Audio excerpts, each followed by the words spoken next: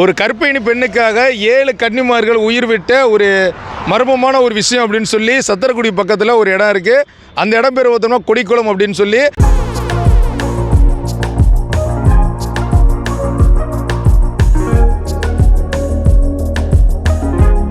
ஒரு அரக்கனுக்கே ஒரு மோர் கொடுக்க போய் ஒரு கர்ப்பிணி பெண்ணை வதைக்கப்படுறாங்க. அவங்க வதைக்கப்படுறதுக்கு தாங்கள் தான் காரணம் அப்படின்னு சொல்லிட்டு 7 கன்னிமார்கள் அந்த இடத்துல அவங்க உயிரை விட்ட ஒரு வரலாற்று சம்பவத்தை இன்றைக்கி நம்ம தேடி பார்க்க போகிறோம். ஸோ இந்த திகில் நிறைந்த சம்பவம் எங்கே ஆரம்பிக்குதுன்னா சத்திரக்குடியிலேருந்து போனோம்னா கொடிக்குளத்தில் தான் 7 கழுமரங்களோட அப்படி ஒரு இடம் இருக்குது. அதை போய் உள்ளே பார்ப்போம். ராமநாதபுரத்தில் எத்தனையோ வரலாறுகள் சொல்லியிருந்தாலும் மக்களுடைய வாழ்வியல் முறைகள் அந்த காலத்தில் நடந்த சில பகுதிகளை கண்டிப்பாக நம்ம பார்க்கணும். அப்படி பார்க்க வேண்டிய விஷயம் பார்த்தோன்னா நம்மளுடைய சத்திரக்குடி பக்கத்தில் உள்ள கொடிக்குளம்ங்கிற ஊரில் இந்த ஒரு ஆலயம் இருக்குது. வீரப்பெருமாள் பொன்னியம்மன் ஆலயம் சொல்லிட்டு ஒரு சக்தி வாய்ந்த பகுதினே சொல்ல முடியும். அதையும் தாண்டி நிறைய வரலாற்று நிகழ்வுகள் நடந்த ஒரு பகுதி. இந்த இடத்துல வந்து பார்த்தோம்னா அந்த காலத்தில் வந்து மக்கள்கள் அதிகமாக புழக்கங்கள் நிறைய பேர் இருந்திருக்காங்க. மன்னர் போகலூரில் இருக்கும்போது மக்களுடைய வாழ்வாதாரங்கள் இங்கே நிறையவே நடந்திருக்கு. அந்த காலகட்டத்தில் ஒரு பெண் வந்து ஒரு கஷ்டமான சூழ்நிலையில் கடவுள்கிட்ட வேண்டிக்கிட்டு இருக்கும்போது இன்னொருத்தர் வந்து ஆதிநாராயணர் அப்படின்னு சொல்லி ஒருத்தர் வந்து அவரை காப்பாற்ற வந்தது தெரியாமல் அந்த பொண்ணு தன்னை ஏதோ முயற்சிக்கு பண்ண வர்றாங்க அப்படின்னு சொல்லிட்டு தானே தற்கொலை பண்ணிக்கிட்டு இருந்திருக்கு. அதை வந்து பார்த்தோம்னா ஆதிநாராயணர் அதை ஏங்கி அழுதுகிட்டு இருக்கும்போது பொதுமக்கள்லாம் சேர்ந்து அவர் குற்றவாளி அப்படின்னு சொல்லிட்டு மன்னர்கிட்ட சொல்லிடுறாங்க. அப்படி மன்னர்கிட்ட சொன்னதுக்கப்புறம் மன்னர் அவரை குற்றவாளியை அறிவித்து இந்த மாதிரி ஒரு கழுமரத்தை அந்த காலத்தில் செஞ்சுருக்காங்க. ஸோ ஆதிநாராயணரை அந்த கழுமரத்தில் ஏற்றப்பட்ட பகுதி இந்த பகுதி அப்படின்னு. ஸோ ஆதிநாராயணருக்கு அந்த கழுமரத்தில் அவருடைய ஆசனவாய் வந்து படும்படி அதில் உட்கார வச்சு முழுவதுமாக சங்கிலியில் கட்டி சவுக்கால அடித்து அவங்களுக்கு இந்த இடத்துல வந்து ஒரு பெரிய கொடூரமான தண்டனை கொடுத்து அவங்கள வச்சிருக்காங்க. கிட்டத்தட்ட இந்த உயிர் வந்து உடனே பிரியாது. இந்த வலிகள் துன்பங்கள் எல்லாத்தையுமே அனுபவித்து கிட்டத்தட்ட ஒரு 10 நாளைக்கு மேலே தண்ணி இல்லாமல் தாகத்தோட பசியோடு இருந்து அந்த உடம்பு வலியோட கொடூரமாக சாகிற ஒரு சூழ்நிலையை தான் இந்த ஒரு இடத்துல நடந்திருக்கு. அந்த நேரத்தில் இந்த பகுதியில் 6 மணிக்கு மோர் கொடுக்க போகிற ஒரு கர்ப்பிணி பெண் இந்த பக்கம் போயிருக்காங்க. அப்போது இந்த இடத்துல கொடிமரத்தில் கட்டுப்பட்டு ஆதிநாராயணர் வந்து பசிக்கு அழுதுருக்காரு. அந்த நேரத்தில் இந்த பக்கத்தில் மங்கம்மாள் சாலை அப்படின்னு சொல்லுவாங்க. அந்த பகுதியில் இந்த கன்னிமார்கள் இந்த இடத்துல இருந்து உணவு இருந்து உட்கார்ந்துருக்கும் போது இந்த ஒரு மோர் கொடுக்க வந்த அம்மாட்ட அவர் ரொம்ப பசியோடு இருக்கார், அரசர் தண்டனையே கொடுத்துருந்தாலும் அவருக்கு ஒரு மோர் கொடுங்க, தாகத்தில் அதை ரொம்ப தவிக்கிறாருன்னு சொல்லியிருக்காங்க. அந்த அம்மா வந்து மோர் கொடுக்குறவங்க அப்படி கொடுக்கக்கூடாது, அரசு உத்தரவு அதை மீறக்கூடாதுன்னு சொல்லி இருந்தாலும் அவங்க வற்புறுத்துறனால அவங்க வந்து பார்த்தோம்னா மோரை கொடுத்துருக்காங்க. மோரை குடித்த அந்த ஆதிநாராயணர் அவர் இருந்த அந்த விரக்தியில் அந்த வேதனை தாங்க முடியாமல் அந்த ஒரு மோர் கொடுத்துருந்த நம்முடைய படியை வச்சு அந்த பெண் மேலே எரிஞ்சிருக்காரு. வயிற்றில் அடிக்கப்பட்ட அந்த கர்ப்பிணி பெண் மோர் கொடுக்குறவங்க அந்த இடத்துல இறந்துடுறாங்க. ஸோ அதை பார்த்து இந்த கன்னிமார்கள் வந்து நம்மளால தானே இந்த பெண்ணுக்கு இப்படி ஒரு சூழ்நிலை வந்துச்சுன்னு மன்னர் வர்றதுக்கு முன்னாடியே மன்னர் வந்து எப்படி தண்டனைலாம் கொடுப்பாங்க, இந்த கொலைக்கு இவங்களும் காரணம் அப்படின்னு சொல்லிட்டு அந்த 5 கன்னிமார்களும் அவங்களுக்கு ஒரு கழுகு மரங்கள் இந்த இடத்துல ஏற்பாடு செய்யப்பட்டு அவங்க 5 பேருமே கழுமரத்தில் ஏறி தங்களோட உயிரை விட்டதா ஒரு வரலாறு.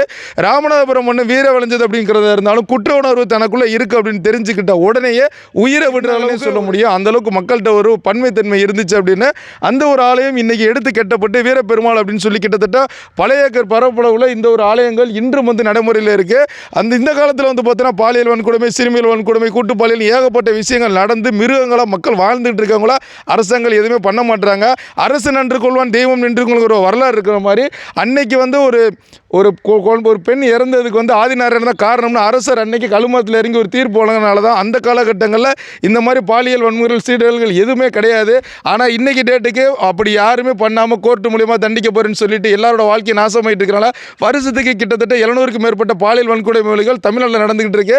அதுக்கெல்லாம் 300 தரமாக 400 வருடங்களுக்கு முன்னாடியே பெண்கள் மீது கை வைத்தால் அப்படின்னு சொல்லி அவங்கள கழுமரத்தில் ஏறி ஒரு கொடூரமான தண்டனை கொடுத்து கொள்கிற பழக்கத்தை எங்கள் ஒரு சேதுபதி மன்னர்கள் காலத்தில் வச்சிருந்தாங்க.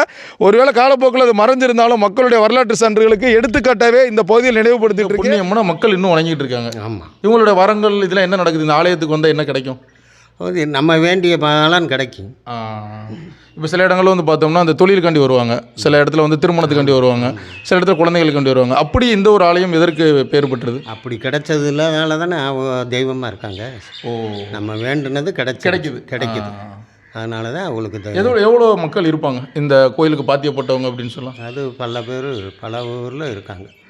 என்ன திருவிழா வருஷத்தில் என்ன திருவிழா நடக்கும்? வருஷத்தில் சிவராத்திரி, மகா சிவராத்திரி. அப்போ ராஜா இந்த குளத்தையும் இந்த கோயிலையும் விட்டு கொடுத்து இந்த ஊருக்கு இது கோவில் இல்லை அப்படிங்கிறக்காண்டி இந்த கோயிலை ஐயனாரை விட்டு கொடுத்து வணங்கிட்டு இருக்கேன். அதுக்கு பிற்பாடு வந்து அந்த அம்மா உருவானது. புண்ணியம்மன் உருவாக்கிகள் ஆலயங்கள் அப்படின்னு நம்ம நிறைய சொல்லியிருந்தாலும் இந்த இடத்துல ரொம்ப ஒரு பழைய பரப்புலவர் இருக்கிறதா அந்த வீரப்பெருமாள் பொன்னியம்மன் ஆலயம் அப்படின்னு இந்த இருக்கு பாத்தியப்பட்டவங்க அந்த தலைமுறையாக கிட்டத்தட்ட ஏகப்பட்ட குடும்பங்கள் இருக்கிறனால இந்த ஒரு கோயிலை வந்து சிறப்பாக வந்து இப்போ ரீகன்ஸ்ட்ரக்ட் பண்ணிட்டு இருக்காங்க. அந்த பகுதியில் பார்த்தீங்கன்னாலே தெரியும் முழுவதுமாக பெரும்பாறை கற்கள் அப்படின்னு சொல்லுவாங்க. அதாவது கருங்கல் பாறை அப்படின்னு அந்த பாறைகள் மூலியமாக தான் ஆலயம் கட்டணும் அப்படின்னு சொல்லிட்டு இதற்கான வேலைகள் எல்லாமே ரொம்ப துரிதமாக போய்கிட்டு இருக்கு. ஸோ ஒரு பெரிய ஒரு சரித்திரத்தையும் பெரிய ஒரு வரலாறையும் கொண்ட இந்த ஒரு ஆலயத்துக்கு நிறைய பேர் வந்துட்டு போயிட்டு இருக்காங்க. ராமநாதபுரத்தில் பொதிந்து கிடைக்கும் வரலாறுல இது ஒன்று. வீரப்பெருமாள் ஐயனார் தான் இங்கே வீரப்பெருமாள் அப்படின்னு சொல்கிறாங்க. இந்த இடத்துல வந்து முழுவதுமாக கருங்கல் பாறையில் இந்த ஆலயம் வந்து கெட்டக்கிட்டு இருக்காங்க. இன்னும் கொஞ்சம் நாளில் வந்து இந்த வேலைகள் எல்லாமே முடிவடைஞ்சிடும் ஒரு 3 மாதத்தில். இதோட கோபுரம் அப்படின்னு சொன்னால் தரைத்தளத்துலேருந்து கிட்டத்தட்ட 60 அடிக்கு மேலே இருக்குது. அந்த காலத்திலே வந்து ராஜா காலத்தில் இந்த கோயில் இருந்ததாக ஒரு வரலாறுகள் சொல்கிறாங்க. ராஜா காலத்தில் வந்து முன்னாடி இருந்தது இங்கே வீரப்பெருமாள் ஐயனார் ஆலயம் இங்கே இருந்திருக்கு. அதற்கு பின்னு தான் நம்மளுடைய இந்த கதைகள் எல்லாமே நடந்ததுக்கப்புறம் பொன்னியம்மனையும் வணங்கி ஆரம்பிச்சிருக்காங்க அப்படின்னு சொன்னால் கண்டிப்பாக கோயில் குளங்கள் இருக்குன்னு அந்த காலத்தில் ராஜாவோட வாக்கு அப்படின்னே சொல்ல முடியும். அப்படி தான் இந்த பகுதியில் வந்து இந்த வீரப்பெருமாள் ஆலயத்தை எஸ்கோடி குளத்தில் இருந்திருக்கு. இந்த ஒரு பெரிய குளத்தை வந்து இடத்த வந்து நம்முடைய மன்னர் சேதுபதி கூத்தன் சேதுபதி அவர்கள் காலகட்டத்தில் இங்கே வந்து தானமாக வழங்கி இந்த கோயிலோட இடங்களுமே கொடுத்துருக்காங்க. இடம் என்ன தான் கொடுத்துருந்தாலும் இப்படி ஒரு வரலாற்று சிறப்புமிக்க ஒரு ஆலயமாக இதை எடுத்து வரணும் அப்படின்னு சொல்லிட்டு இங்கேருந்து ஒரு சித்தர் பழனிசாமி அப்படிங்கிறவங்களுக்கு ஒரு ஜீவ சமாதி அங்கே இருக்குது. அவங்களோட காலகட்டத்தில் எஸ்கோடி குளம் மக்களுக்கு நிறைய பேருக்கு வந்து அவங்க உதவி செஞ்சதாக ஒரு வரலாறு. நம்ம அந்த சமாதியில் போய் அவங்களோட இதையும் பார்ப்போம். இந்த ஒரு வீரப்பெருமாள் ஆலயம் கிட்டத்தட்ட பல ஏக்கரில் வந்து இந்த திருப்பணிகள் நடந்திருந்தாலுமே ஆதி காலத்தில் அதை பண்ணவங்க அந்த மேலே இருக்கிற நம்மளுடைய பழனிசாமி சாமி சித்தர்கள் அப்படின்னு சொல்கிறாங்க. அவங்க வந்து இந்த இடங்களில் உள்ள மக்களுக்கு நிறைய பொண்ணும் பொருளுதையும் வழங்கியிருக்காங்க. பொதுவாக ஒரு கல்யாணம் திருமணங்கள் நடக்குது அப்படின்னு சொன்னால் நகையாகவும் கொடுத்துருக்காங்க, பொருளாகவும் கொடுத்துருக்காங்க. அந்த மாதிரி ஆலய திருப்பணிகளாக இருக்கட்டும் நிறைய விஷயங்கள் பண்ணியிருந்தனால மக்கள் வந்து இவரையும் கடவுளை வணங்கிட்டு இருக்காங்க. பொதுவாக வீரப்பெருமாள் ஆலயத்துக்கு வந்து குலசாமி கும்பிட்ற எல்லாருமே இந்த ஆலயத்தை வந்து கூட்டி சுத்தம் பண்ணி அந்த அபிஷேகங்கள் எல்லாமே பண்ணிட்டு தான் போகிறாங்க. அந்தளவுக்கு நிறைய சக்தி வாய்ந்த ஒரு விஷயங்கள் இந்த ஒரு எஸ்கோடி குலத்தில் நிறையாவே நடந்திருக்கு. அதில் ஒரு முக்கியமான பகுதி அப்படின்னு சொன்னால் இந்த பழனிசாமி சித்தருடைய ஆலயம். அவருடைய ஜீவ சமாதி இங்கே தான் அடங்கப்பட்டுச்சு. ஸோ அதுக்கப்புறம் வந்து பார்த்துக்கிட்டோம்னா அவங்களுடைய புகைப்படம் கூட உள்ளே இருக்குது. இந்த ஒரு தருணத்தில் சிறப்பான முறையில் கேமரா எடுத்துகிட்டு இருக்க மாப்பிள்ளை மனோபாரதி அவர்களுக்கும் நன்றி. வணக்கம். கௌதம் குணசேகரன்.